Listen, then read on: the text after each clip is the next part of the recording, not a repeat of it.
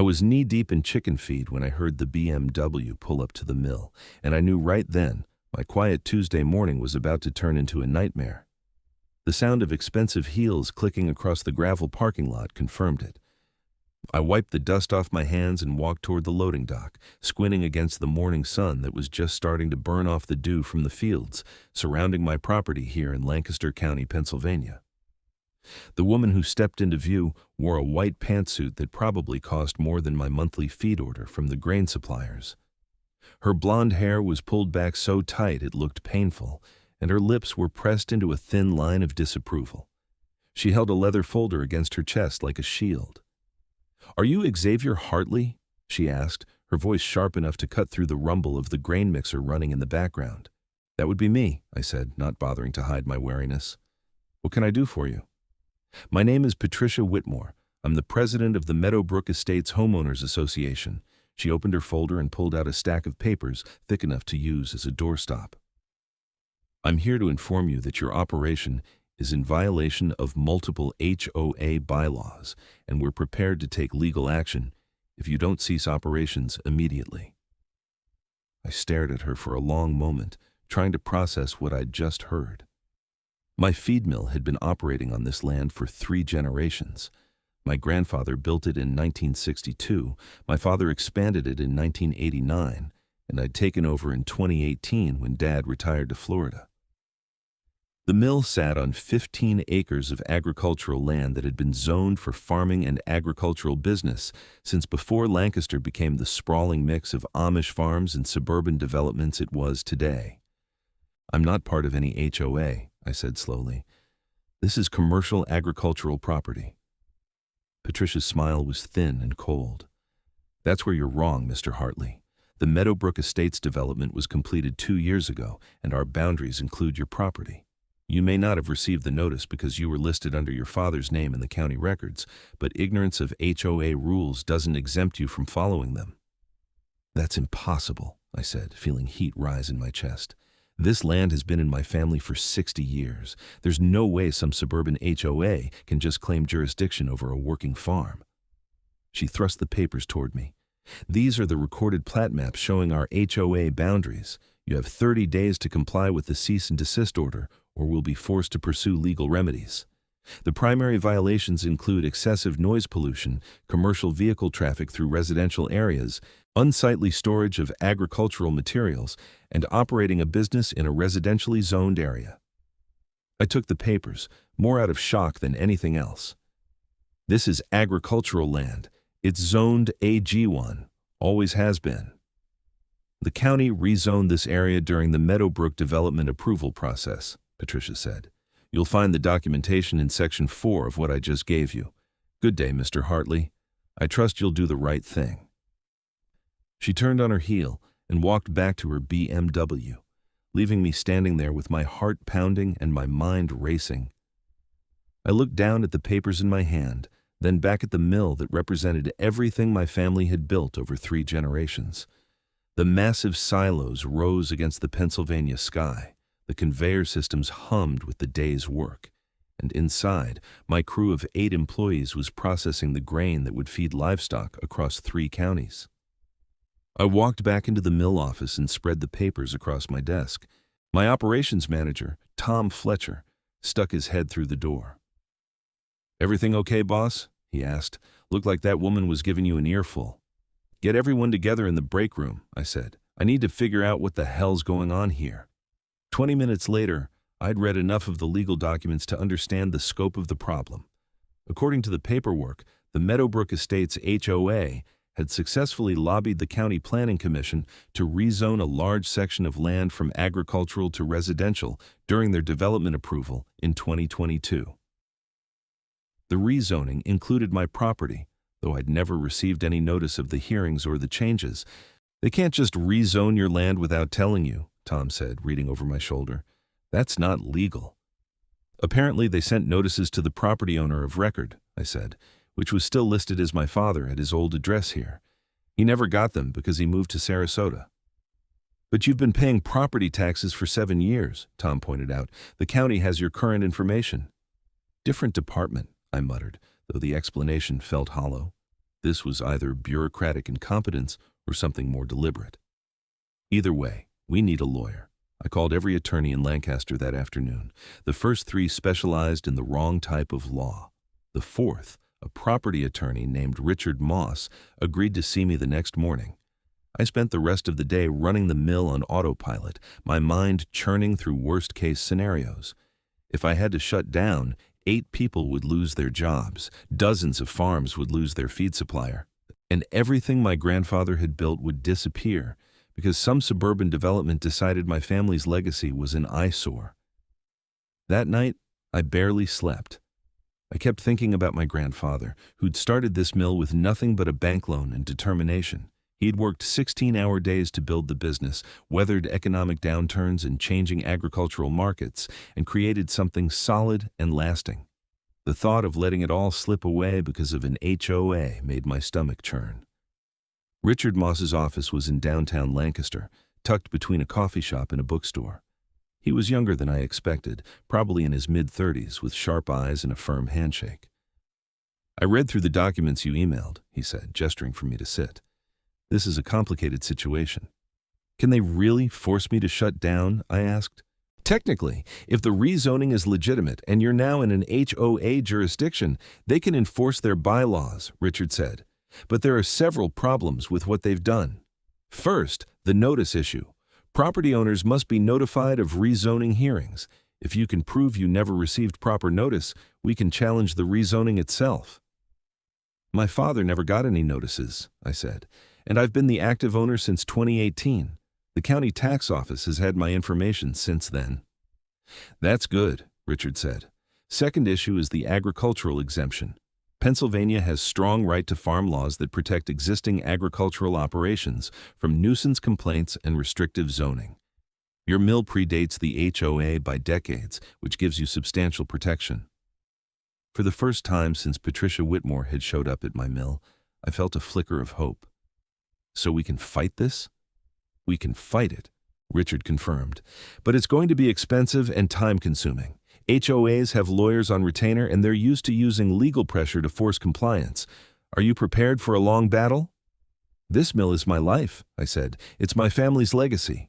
I'll fight as long as it takes." Richard nodded. "Then let's start with a formal response to their cease and desist. We'll assert your right to farm protections and challenge the validity of the rezoning. I'll also file a request with the county to review the notification process. In the meantime, keep operating as normal. Don't let them intimidate you into shutting down voluntarily." I left Richard's office feeling better than I had in 24 hours, but the relief was short-lived. When I got back to the mill, there were 2 official-looking letters waiting for me. The first was from the HOA's law firm, reiterating the cease and desist order and adding daily fines of $500 if I continued operating past the 30-day deadline. The second was from the Lancaster County Code Enforcement Office, stating that complaints had been filed about my business and an inspector would be visiting within the week. "They're not wasting time," Tom said, looking at the letters. "Neither are we," I replied. I called Richard and read him the new letters. "They're trying to bury you in legal pressure," Richard said. "The HOA probably filed the code enforcement complaint themselves. It's a standard intimidation tactic. Just cooperate with the inspection and make sure everything is up to code." "We pass inspection every year," I said. "We're compliant with every agricultural and safety regulation on the books." "Good," Richard said. "Then let them look. Every time they come after you and find nothing wrong, it strengthens our case that this is harassment, not legitimate code enforcement." The code enforcement inspector showed up 3 days later. His name was Martin Green, and he spent 4 hours going through every inch of my property with a clipboard and camera. I walked him through the entire operation, showing him our safety protocols, environmental compliance measures, and business licenses. Everything looks in order," Martin said as he finished his inspection. "You're running a clean operation here." "So no violations?" I asked. Martin hesitated. "No violations of agricultural or safety codes, but the complaint also mentioned zoning. That's outside my department. You'll need to take that up with the Planning Commission." 2 days after Martin's inspection, I got a letter stating that no code violations had been found. I sent a copy to Richard immediately. But that same afternoon, Patricia Whitmore returned to my mill, this time with 2 other people in tow. "Mr. Hartley," she said, her voice dripping with false politeness, "I'd like to introduce you to our HOA board members. This is Deborah Sinclair, our vice president, and Gordon Marsh, our treasurer." Deborah was a rail-thin woman in her 50s with reading glasses on a chain. Gordon was a heavy-set man with a red face and thinning hair. They both looked at my mill like it was a toxic waste dump. "We wanted to give you one more opportunity to discuss this situation reasonably," Patricia continued. "We understand this mill has been in your family for a long time, but times change. Meadowbrook Estates represents a significant investment for our community, and property values are being negatively impacted by your operation." "My operation was here first," I said, keeping my voice level, "by about 60 years. "That's irrelevant," Gordon said. "The land is now part of our HOA jurisdiction, and you're in violation of multiple bylaws. If you won't shut down voluntarily, we're prepared to escalate this matter." "I have a lawyer," I said. "All communications should go through him." Patricia's smile turned icy. "Very well, but let me be clear, Mr. Hartley. We have significant financial resources and legal support. We will make this so expensive and time-consuming that you'll wish you'd just accepted our reasonable request. Operating that eyesore of a mill will cost you everything." After they left, I stood in the parking lot, shaking with anger. Tom came out and stood beside me. "They're threatening you," he said quietly. "Yeah," I said. "They are." That night, I drove through Meadowbrook Estates for the first time. The development sprawled across what used to be farmland, hundreds of identical houses with perfect lawns and 2 car garages. It was the kind of place where every mailbox was the same approved color and every tree was planted exactly 15 feet from the sidewalk. My mill sat at the eastern edge of the development, separated by about a quarter mile of undeveloped land that used to belong to the Miller family before they sold to the developers. I could see why the HOA wanted me gone. From their perspective, I was a reminder that this area used to be working farmland, not suburban paradise. The silos, the trucks, the smell of grain and livestock feed didn't fit their vision of a pristine residential community. But I was here first, and I had every legal right to keep operating. Richard filed our formal response to the HOA's cease and desist order 2 days before the 30-day deadline. In it, we asserted my right to farm protections under Pennsylvania law, challenged the validity of the rezoning based on improper notification, and requested a hearing before the County Planning Commission to review the entire matter. The HOA's response was swift and aggressive. They filed a lawsuit in Lancaster County Court seeking an injunction to immediately halt my operations pending resolution of the zoning dispute. They also filed complaints with every regulatory agency they could find: the EPA, the Pennsylvania Department of Agriculture, the Department of Environmental Protection, and even OSHA. "They're trying to drown you in regulatory scrutiny," Richard explained during an emergency meeting at his office. "Every one of these complaints will require time and resources to respond to, even if they're baseless." "So what do we do?" I asked. "We fight on every front," Richard said, "but we also need to go on offense. I'm filing a motion to dismiss their lawsuit based on your agricultural protections, and I think we need to bring in the Pennsylvania Department of Agriculture. They have an agricultural land preservation program and resources to help farmers facing this kind of pressure." I called the Department of Agriculture that afternoon and was connected to someone named Jennifer Kowalski in their Bureau of Farmland Preservation. I explained the situation, and she listened without interrupting. "This isn't the first time we've seen an HOA try to push out an existing agricultural operation," Jennifer said when I finished. "Pennsylvania's Right to Farm Act exists specifically to prevent this kind of thing. I'm going to connect you with our legal advocacy office. They may be able to file an amicus brief supporting your case." "What's an amicus brief?" I asked. "It's a legal document where a third party provides information to the court," Jennifer explained. "In this case, we'd be telling the judge that protecting your farm is important to Pennsylvania's agricultural interests and that the Right to Farm Act should apply here." For the first time since this nightmare started, I felt like I had real support. The Department of Agriculture's Legal Advocacy Office called me the next day and scheduled a site visit to document my operation and assess the situation. The inspector who came out was named Robert Chang. a serious man in his 40s who spent an entire day reviewing my business records, agricultural practices, and the timeline of the HOA dispute. He interviewed my employees, photographed the facility, and reviewed all the legal documents. "You have a strong case," Robert said at the end of his visit. "This is clearly an established agricultural operation with significant economic impact on the regional farming community. The HOA's attempt to shut you down violates the spirit and letter of Pennsylvania's agricultural protection laws."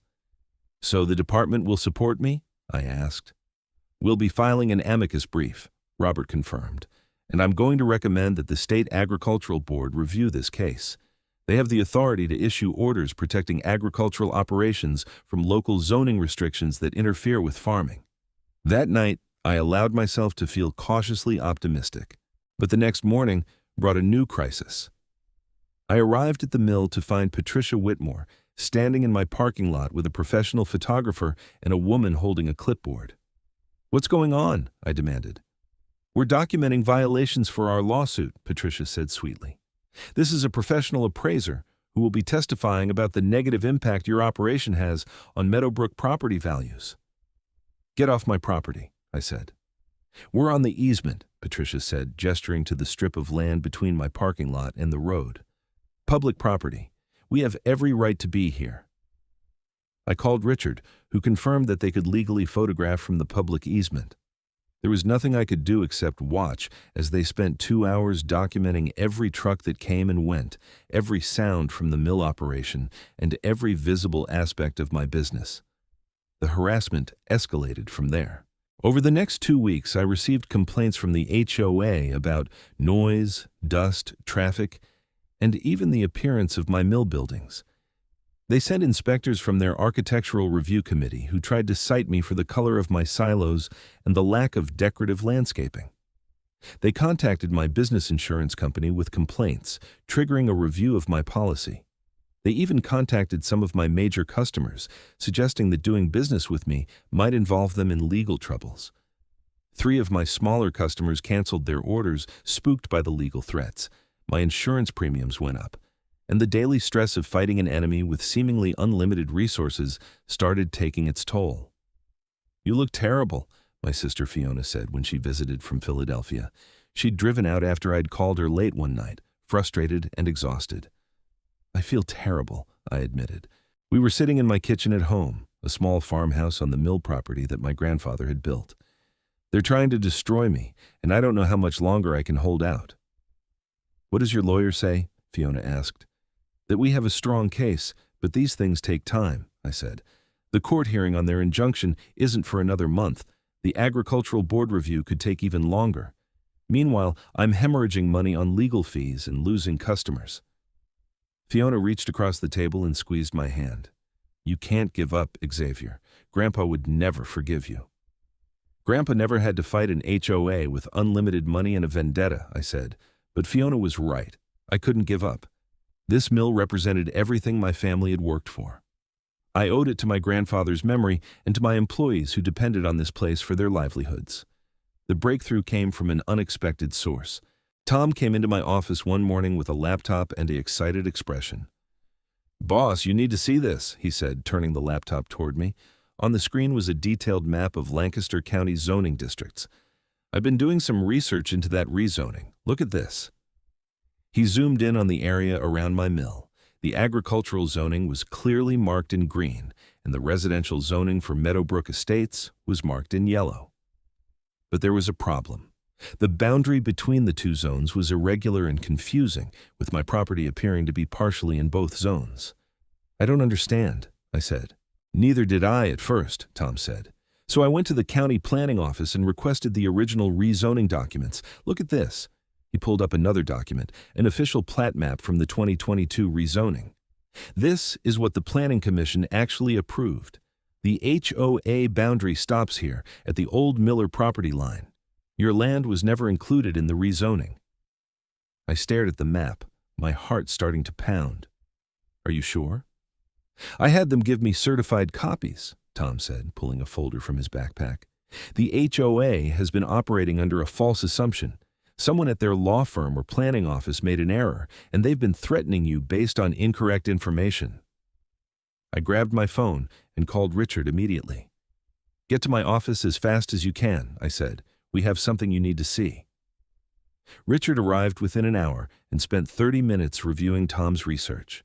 His expression grew more animated as he flipped through the documents. "This is it," Richard said finally. "This is the proof we need. The HOA has no jurisdiction over your property. You were never rezoned. Their entire case is based on a false premise." "So what do we do?" I asked. "We file an emergency motion to dismiss their lawsuit and present this evidence to the court," Richard said. "And we go on offense. What they've done threatening you with legal action, interfering with your business relationships that could constitute tortious interference and harassment. We might have grounds for a countersuit." That afternoon, Richard filed a comprehensive motion to dismiss the HOA's lawsuit, along with a detailed brief explaining that the rezoning never included my property. He included certified copies of the official plat maps and a formal opinion from a land surveyor confirming that my property remained in the agricultural zone. The response from the HOA was silence. For 3 days, I heard nothing. Then, on Thursday afternoon, Richard called me with news. "Their lawyers just filed a motion to withdraw their lawsuit," he said. "They're claiming it was based on incorrect information, and they're dropping all legal action." "Just like that?" I asked, hardly daring to believe it. "Just like that," Richard confirmed. "They know they screwed up, and they're trying to cut their losses before we file a countersuit." "So it's over?" I asked.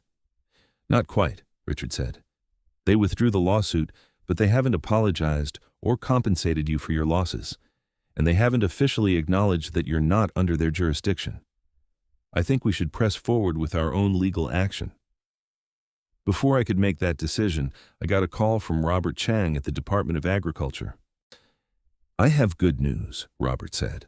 "The State Agricultural Board has agreed to review your case on an expedited basis. The hearing is scheduled for 3 weeks from now in Harrisburg. Given the documentation we have about the HOA's harassment and the importance of protecting agricultural operations, I think the board will rule strongly in your favor." "But the HOA already dropped their lawsuit," I said. "That doesn't matter," Robert said.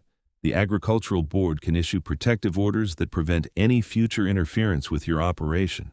It would give you ironclad protection against not just this HOA, but any future attempts to restrict your business through zoning or nuisance claims. I strongly recommend you pursue this." I discussed it with Richard, and we agreed to move forward with the Agricultural Board hearing. Even though the immediate threat had passed, I wanted permanent protection for my mill.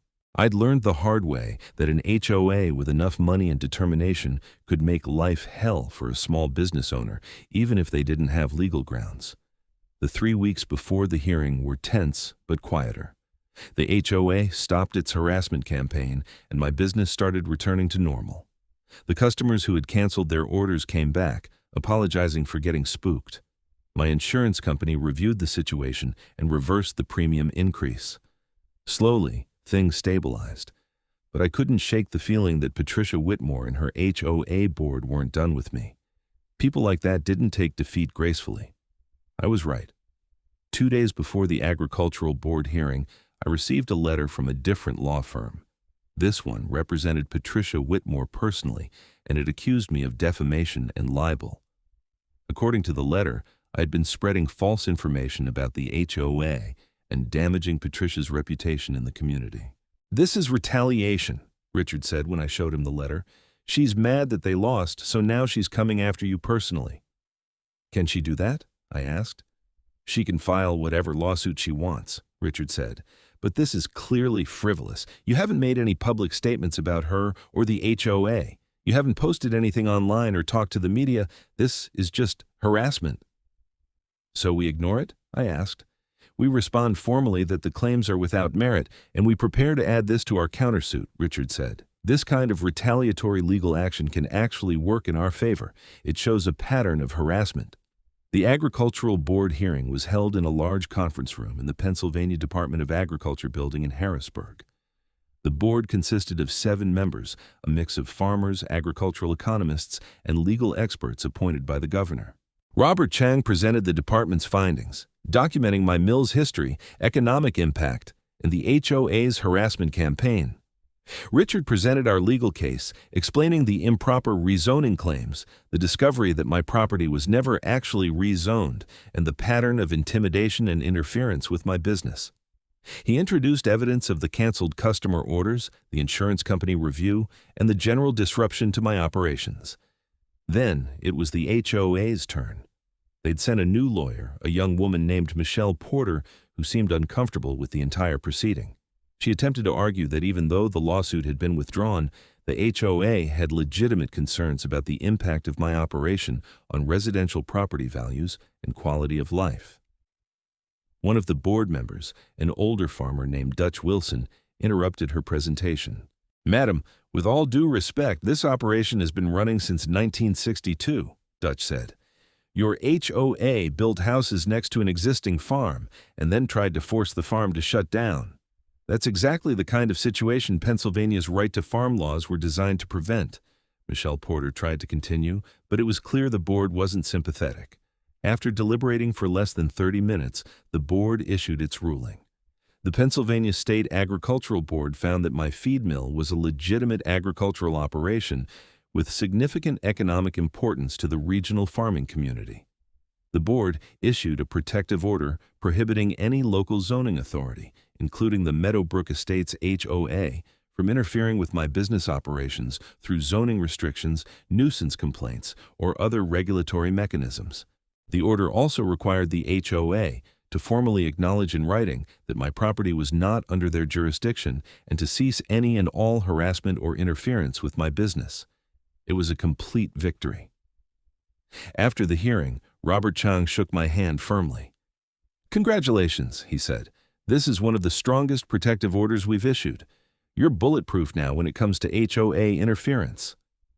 I should have felt relieved. I should have felt victorious. But as I drove back to Lancaster, all I felt was exhausted. The fight had taken months of my life, thousands of dollars in legal fees, and an immeasurable amount of stress and anxiety. I'd won, but the cost had been high. When I got back to the mill, my employees had hung a banner in the break room that said, "Welcome back to victory." They'd organized a small celebration, complete with a cake from the local bakery. It was a kind gesture, and I appreciated it more than I could express. "Here's to not letting suburban busybodies shut down honest working people," Tom said, raising a cup of coffee and a toast. Everyone cheered, and for the first time in months, I felt the weight start to lift from my shoulders. But the story wasn't over yet. Patricia Whitmore wasn't done fighting, even though she'd lost at every official level. A week after the Agricultural Board hearing, I received a call from one of my largest customers, a dairy farmer named Samuel Yoder, who ran a substantial operation about 20 miles north of Lancaster. "Xavier, I wanted to give you a heads up about something," Samuel said. "I got a visit yesterday from some woman claiming to represent a community organization. She was asking questions about you and your mill. Seemed like she was trying to dig up dirt." "What kind of questions?" I asked, feeling a familiar knot of tension form in my stomach. "Whether you'd ever delivered contaminated feed, if your prices were fair, if you'd ever had problems with your product," Samuel said. "I told her you run the best mill in the county and she should mind her own business, but I thought you should know someone's asking around." I called Richard immediately. "Patricia Whitmore is conducting some kind of investigation into my business," I said. "She's contacting my customers." "That could be defamation or tortious interference," Richard said, "especially if she's making false statements or implying there are problems with your product. I'll send her a cease and desist letter immediately." But the letters kept coming. Over the next 2 weeks, I received calls from 6 different customers reporting similar visits or phone calls. Patricia was working her way through my client list, trying to damage my reputation and drive away business. "This is beyond harassment now," Richard said during a meeting at his office. "This is a deliberate campaign to destroy your business. We need to file our countersuit now, and we need to make it comprehensive. Tortious interference, defamation, intentional infliction of emotional distress, and abuse of process." "Will it work?" I asked. "With the evidence we have, absolutely," Richard said. "She's made this personal, and she's crossed the line from defending her HOA to actively trying to harm you. A jury will see that." We filed the lawsuit in Lancaster County Court, seeking damages of $200,000 plus attorney fees. The lawsuit detailed the entire timeline of harassment, from the initial false claims about rezoning through the ongoing campaign to damage my business relationships. Patricia Whitmore's response was to escalate even further.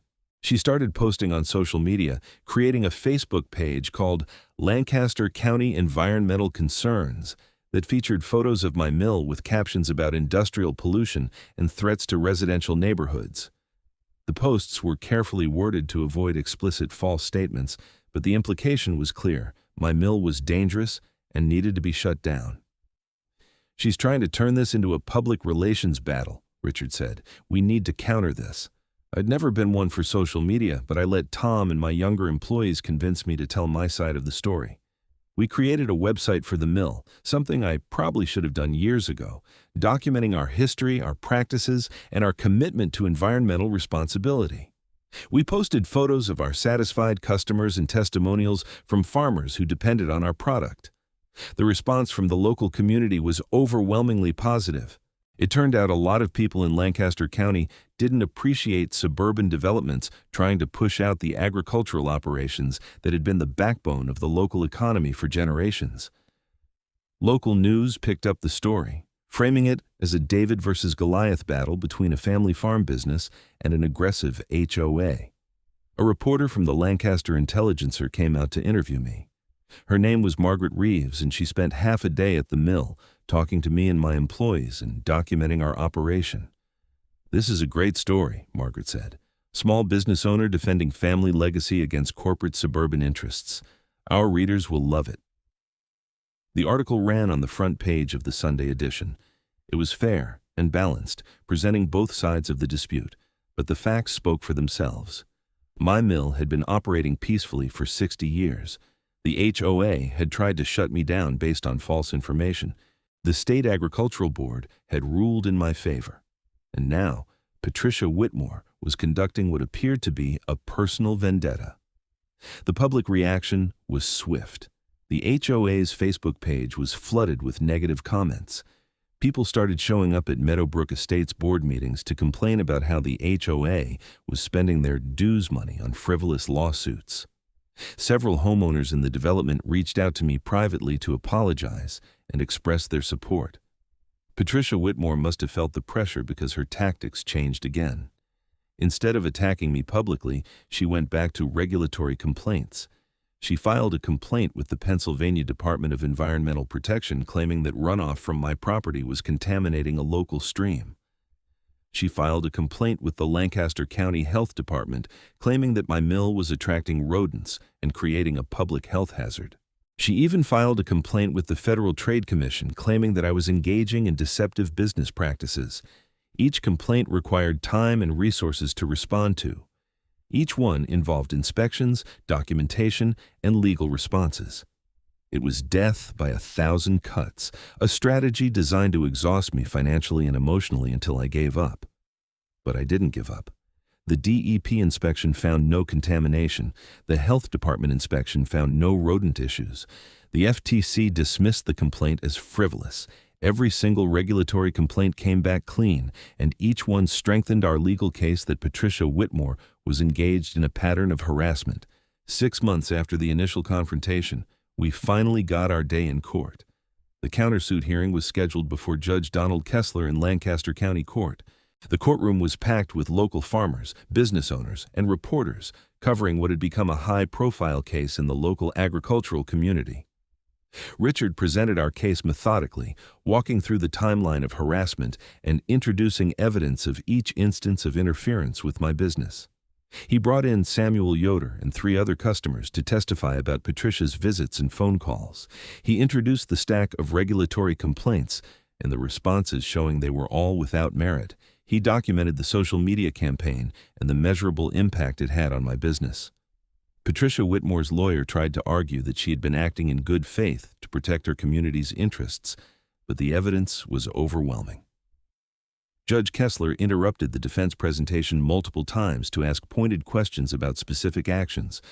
"Ms. Porter, are you seriously arguing that filing a dozen baseless regulatory complaints constitutes good faith?" Judge Kessler asked at one point. Your Honor, my client had legitimate concerns about the environmental and public health impact of the mill, Michelle Porter replied. Concerns that were investigated and found to be without merit every single time, Judge Kessler said. That's not good faith, that's harassment. The judge's ruling came 2 weeks later. He found in my favor on all counts and awarded damages of $150,000 plus attorney fees and court costs. More importantly, he issued a permanent injunction prohibiting Patricia Whitmore and the Meadowbrook Estates HOA from any further interference with my business operations. This case represents a troubling example of abuse of process and harassment disguised as community advocacy, Judge Kessler wrote in his opinion. The defendant's actions went far beyond reasonable protection of HOA interests and crossed the line into a personal vendetta designed to destroy the plaintiff's business. Such conduct cannot be tolerated in a society governed by the rule of law. Patricia Whitmore appealed the decision, but the appeals court upheld Judge Kessler's ruling. The HOA was forced to pay the full judgment, and according to reports from homeowners in Meadowbrook Estates, the legal bills and judgment forced the HOA to levy a special assessment on all homeowners in the development. Patricia Whitmore resigned as HOA president under pressure from angry homeowners who blamed her for the financial disaster. But even that wasn't the end of the story. During the discovery process for the lawsuit, Richard had uncovered something interesting. The law firm that originally represented the HOA had advised them early on that they likely didn't have jurisdiction over my property, and that pursuing legal action could expose them to liability. Patricia Whitmore and the HOA board had chosen to ignore that advice and proceed anyway. Several homeowners in Meadowbrook Estates, angry about the special assessment and legal costs, filed their own lawsuit against Patricia Whitmore and the former board members for breach of fiduciary duty. They argued that the board had recklessly pursued a frivolous legal campaign against me, despite being advised by their own lawyers that they would likely lose. I watched that secondary lawsuit unfold from a distance. It wasn't my fight anymore, though I certainly didn't feel sorry for Patricia Whitmore. She'd tried to destroy my business out of pure spite, and now she was facing the consequences. The second lawsuit settled out of court, with Patricia Whitmore agreeing to pay damages to the HOA to compensate for the losses she'd caused. According to rumors I heard, she and her husband sold their house in Meadowbrook Estates and moved to another state. I never saw her again. With the legal battles finally over, I could focus on rebuilding my business and moving forward. The publicity from the case had actually helped in an unexpected way. Farmers across Pennsylvania and neighboring states had read about the fight and wanted to support me. I gained several new large customers and had to hire 2 additional employees to handle the increased volume. Tom was promoted to assistant manager, and I gave him a substantial bonus for the research that had turned the tide in our favor. Without his discovery of the true zoning boundaries, we might still be fighting in court. I also made some changes to protect the mill's future. I worked with Richard to ensure that all property records were updated and accurate. I registered the business with every relevant regulatory agency and maintained meticulous records of our compliance.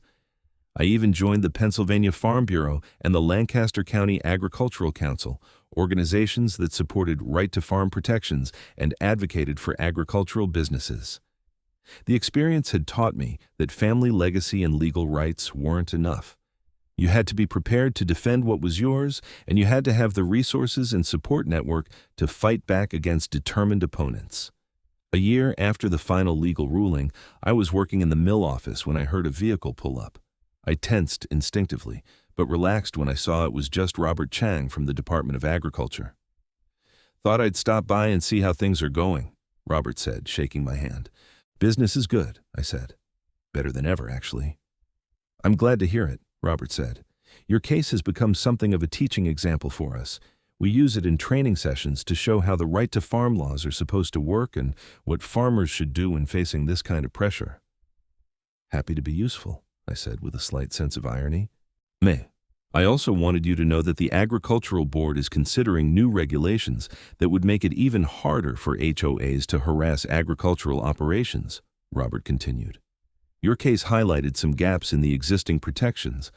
The new rules would require HOAs to undergo agricultural impact reviews before they can take any action against farming operations, and would impose penalties for frivolous complaints. "That's good news," I said. "I wouldn't wish what I went through on anyone." "The agricultural community owes you a debt," Robert said. "You stood your ground when a lot of people would have given up. That matters." After Robert left, I walked through the mill, listening to the familiar sounds of the grain processing equipment and watching my employees work. This place represented 3 generations of the Hartley family. My grandfather had built it with his own hands. My father had modernized it and expanded it. And I had defended it against forces that wanted to erase it from existence. The fight had been long and expensive and exhausting, but it had been worth it, because some things are worth fighting for, even when the odds seem impossible. Family legacy, honest work, and the right to farm the land that had sustained generations of Americans, these weren't just abstract principles. They were the foundation of who we were. I thought about Patricia Whitmore sometimes and wondered if she'd learned anything from the experience. Probably not. People like that rarely did. They saw the world through the narrow lens of their own interests and couldn't understand that other people had valid claims and rights that deserved protection. But that wasn't my problem anymore. She was gone. The HOA had been defeated at every level, and my mill was thriving. The legal protections we'd secured would safeguard the business for generations to come. That evening, I sat on the porch of the farmhouse and looked out at the silos silhouetted against the sunset. My grandfather used to sit in the same spot at the end of the day, tired but satisfied with the work he'd done. I understood now what he must have felt, the deep contentment that comes from building something lasting and defending it against those who would tear it down. My phone rang. It was Fiona. "How are you doing?" she asked. "Good," I said. "Really good, actually." "I'm proud of you," Fiona said. "Grandpa would be proud too." "Thanks," I said. "That means a lot." We talked for a while about family things, her kids' activities, and our parents' plans to visit from Florida, normal life resuming after a year of constant crisis. It felt good. After I hung up, I remained sitting on the porch as darkness fell and the lights came on in the mill buildings. The night shift was starting, loading trucks for early morning deliveries to farms across the region. The business ran 24 hours now, meeting the growing demand from customers who valued quality feed and reliable service. I'd received calls from several other agricultural operations facing similar HOA pressure. I'd shared Richard's contact information and connected them with Robert Chang at the Department of Agriculture. The fight I'd fought was part of a larger struggle happening across Pennsylvania and the entire country, the tension between agricultural heritage and suburban expansion. But I'd proven that agricultural operations could win these fights. It required determination, good legal representation, and the willingness to stand up to bullies who thought money and lawyers could overcome legal rights and common sense. The right to farm laws existed for a reason, and when properly applied, they provided powerful protection for agricultural businesses. I thought about the mill's future. Eventually, I'd need to think about succession planning. I didn't have children of my own, but Fiona's oldest son had expressed interest in farming and business. Maybe someday he'd take over the mill and become the 4th generation of Hartleys to run the operation. The legal protections we'd secured would make that transition easier and safer. The whole experience had changed me in ways I was still processing. I'd learned that I was stronger than I thought, capable of withstanding pressure that would have broken many people. I'd learned the value of good advisors and allies, from Richard's legal expertise to Robert's bureaucratic knowledge to Tom's research skills. I'd learned that the agricultural community still had real power when it chose to exercise it. Most importantly, I'd learned that doing the right thing and defending what was yours sometimes required going through hell. But on the other side of that, hell was validation, victory, and the satisfaction of knowing you'd stood up for something that mattered. The stars were coming out now, bright and clear in the Pennsylvania sky. The same stars my grandfather had looked at when he first broke ground for this mill 60 years ago. The same stars that would shine on this place for generations to come, as long as people like me were willing to fight for it. I finished my coffee and stood up, stretching the stiffness out of my back. Tomorrow would bring new challenges, new orders to fill, new customers to serve. But the existential threat was gone. The HOA had been defeated. The legal protections were in place. The business was secure. I walked back into the house, feeling more at peace than I had in over a year. The battle was over, and I'd won. Not just for myself, but for my grandfather's memory, for my employees' livelihoods, and for every other agricultural operation facing similar threats from people who didn't understand or respect the importance of farming. The mill would endure. The Hartley legacy would continue. And somewhere out there, Patricia Whitmore was learning the hard lesson that you can't bully people out of their legal rights, no matter how much money you have or how determined you are. Justice had prevailed. The agricultural heritage of Lancaster County had been protected, and the three-generation legacy of the Hartley feed mill would continue serving farmers for generations to come. That was worth every dollar spent, every sleepless night endured, and every moment of stress and anxiety during the fight. I'd defended what was mine, upheld what was right, and proven that even in the face of overwhelming pressure from wealthy opponents with unlimited legal resources, a determined individual with justice on their side could still win. That was the real victory, not just the court rulings or the monetary damages, but the validation that the system still worked, that rights still mattered, and that ordinary people could still stand up to bullies and prevail. The lights of the mill glowed in the darkness, a beacon of honest work and family legacy. My grandfather's dream, my father's life's work, and now my responsibility to preserve and protect. The fight had been hard, but it had been worth it. Everything worth having was worth fighting for, and I'd proven I had the strength to fight when it mattered most. The HOA had tried to shutter my feed mill with their orders and legal threats and regulatory complaints and harassment campaigns. But the Agriculture Board had overruled their every attempt, backed by Pennsylvania's strong right-to-farm laws and the recognition that agricultural operations deserve protection from suburban encroachment. In the end, the law had worked exactly as it was supposed to, protecting those who worked the land and fed the community from those who saw farms as nothing more than eyesores that lowered their property values. I turned off the porch light and headed inside, ready for a good night's sleep for the first time in months. Tomorrow I'd be back at the mill at sunrise, continuing the work my grandfather had started and ensuring that the Hartley legacy endured for whatever challenges the future might bring. But tonight, I could rest easy knowing that the biggest fight was over and that I'd emerged victorious, battered but unbroken, stronger and wiser for the struggle. The mill would stand, the business would thrive, and the agricultural heritage of Lancaster County would continue, protected by law and defended by those who understood that farming wasn't just a business, but a way of life worth preserving at any cost. That was the lesson of this entire ordeal, that some things are worth fighting for, and that with determination, good allies, and justice on your side, even the most powerful opponents can be defeated.